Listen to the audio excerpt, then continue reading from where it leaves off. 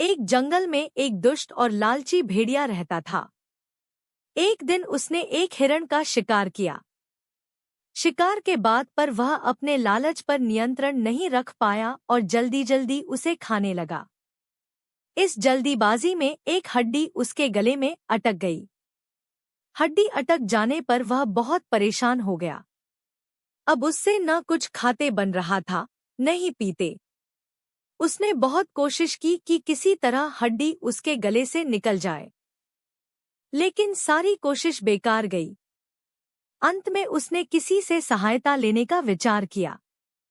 वह सोचने लगा कि ऐसा कौन है जो उसके गले से हड्डी का टुकड़ा निकाल सकता है। कुछ देर सोचने पर उसे सारस का ध्यान आया। सारस की लंबी गर्दन और चोंच थी।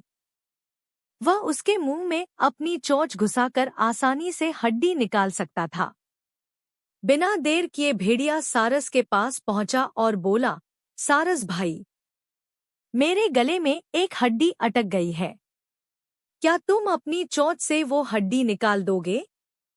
मैं तुम्हारा बहुत एहसानमंद रहूंगा और तुम्हें उचित इनाम भी दूंगा। सारस पहले तो भेड़िए के मुंह में अपनी चोंच डालने से डरा, लेकिन बाद वे उसे भेड़िए पर दया आ गया और वह तैयार हो गया। भेड़िए मुंह खोलकर खड़ा हो गया और सारस ने उसमें अपनी चोंच डाल दी, लेकिन उसकी चोंच हड्डी तक नहीं पहुंच पाई। तब उसे अपनी आधी गर्दन भी भेड़िए के मुंह में घुसानी पड़ी। सारस की गर्दन मुंह में जाते ही लालची भेड़िए के मन में लालच जागने लगा। उस सोचने लगा कि यदि मैं इसकी लजीज गर्दन को चबा पाता तो मजा आ जाता, लेकिन उस समय उसे अपने गले में फंसी हड्डी निकलवानी थी, इसलिए वह मन मारकर रह गया। कुछ ही देर में सारस ने उसके गले से हड्डी निकाल दी। हड्डी निकलते ही भेड़िया जाने लगा। न उसने सारस को धन्यवाद दिया, न ही इनाम। सारस ने उसे रोककर कहा, मेरा इनाम कहाँ है?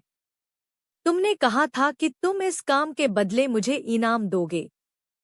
भेड़िया बोला, एक भेड़िए के मुंह में अपनी गर्दन डालकर भी तुम सही सलामत हो, क्या यह तुम्हारा इनाम नहीं है?